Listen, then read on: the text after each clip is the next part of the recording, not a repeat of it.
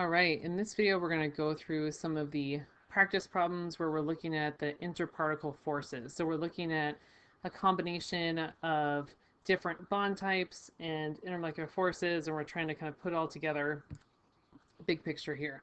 So in this first one, you can kind of check your work on, and this is from page 3, so you can check your work on problem 1 here, identifying the bond type. So diamonds network covalent.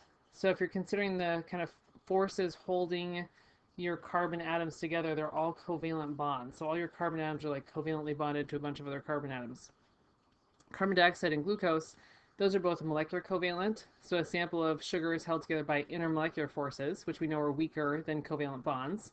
So that's why these melting points are much lower than this melting point up here. Sodium chloride, magnesium oxide, they're both ionic. We can tell that because there's a metal and a non-metal in their formula. And when we're thinking about the strength of ionic bonds, we want to consider the lattice energy, which describes that Coulombic attraction between those ions.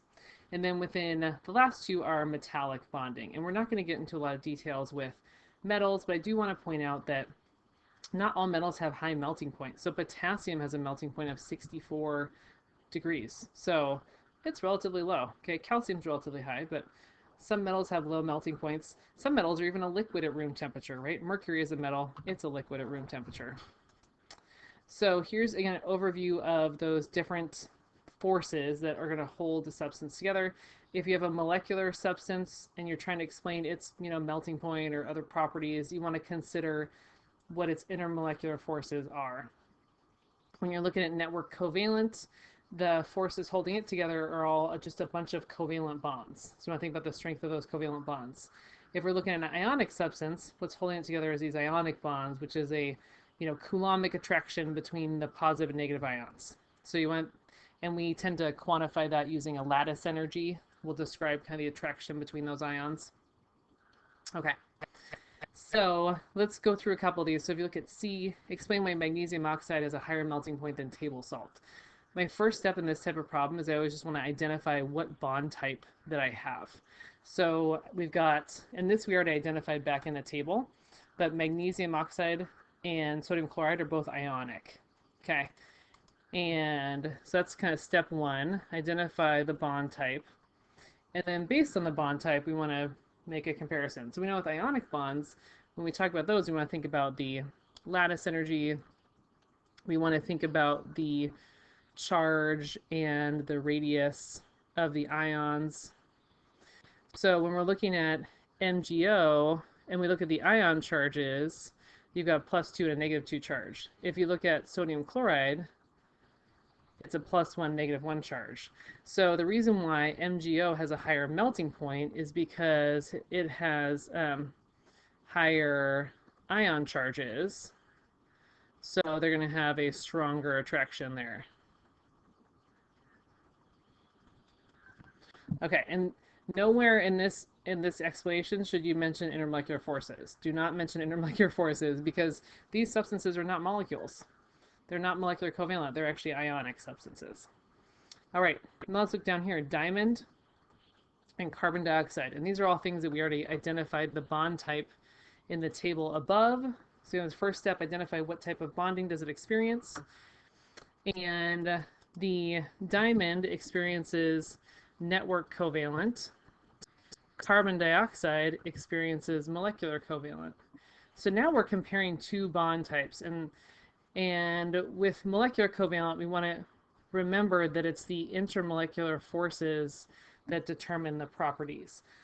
So the reason why diamond has such a higher melting point than CO2 is because the covalent bonds in diamond are stronger than, they're much stronger than the intermolecular forces in CO2. And we know that bonds are always stronger than intermolecular forces. Let's go back to this slide right here. You see how these are the bond energies versus, sorry, these are the intermolecular force energies versus bonds. So intermolecular forces are always much weaker than bonds. So bonds are much stronger than intermolecular forces. So you don't even have to say what IMF's carbon dioxide experiences. That's really not even relevant. Turns out it's dispersion. So if you mention that, that's good, but you don't have to. You could just say covalent bonds are stronger than intermolecular forces. That's kind of the main takeaway for this problem. Let's look at some more. So we got glucose versus CO2. So again, our first step is to identify the bond type. So again, if we look back at our table, we identified this. They are both molecular covalent. So here is a case, since they're both molecular covalent, they both are going to experience intermolecular forces. So to answer this question, I want to compare the strength of these intermolecular forces. So here I actually have to identify them. So in order to identify them, I have to be aware of whether these molecules are polar or not. So you got to know the shape. So CO2 we can draw, and we can see that CO2 is totally symmetric over here. So it's going to be non-polar. So it's going to experience dispersion forces only. And then glucose, looks like we have a bunch of like OH bonds. This does not look the same all the way around. So, you know, it is polar. It is going to be able to hydrogen bond. And we know all molecules also experience dispersion forces. And this molecule looks a lot bigger than this molecule, so its dispersion forces will probably also be stronger than CO2's dispersion forces. So the reason why glucose is a solid at room temperature is because it has stronger IMFs. So it's larger, so its dispersion forces are stronger. It also can do hydrogen bonding, whereas CO2 can't. So it's got stronger IMFs. Now let's compare these two, salt and glucose. So remember, first step again, always go back and identify what type of bonding does it have. So I got a metal, non-metal. This is ionic. Over here, glucose, this is molecular covalent. So we're kind of comparing apples and oranges here, okay? So with molecular covalent, it's held together by intermolecular forces. We already identified what those are up here. It can hydrogen bond and dispersion. When you're looking at ionic substances, you want to think about the, ion charges. Okay. And what we know is we don't really have to think about ion charges because we're comparing ionic bond to an intermolecular force. And again, I'm going to go back to this slide one more time. No matter what ions you're bonding together, all ionic bonds are stronger than intermolecular forces. You see these number ranges here. So no matter which ions you're bonding, this ionic bond is going to be stronger than an IMF. So again, big takeaway is that bonds are stronger than IMFs. That's why ionic substances have higher melting points than molecules, and that's why network covalent substances have much higher melting points than molecules. So that's a big takeaway. Okay, if you look at problems 2 and 3 here, thinking about bond types and properties, you might want to think back to this pivot lab we did, and which you made some observations about the bond types and different properties. And this is probably similar to a lab you may have done in regular chemistry. So I'm going to skip ahead to this slide first. So we tested maybe melting point, solubility. You tested to see whether it conducts electricity when you dissolved it in water.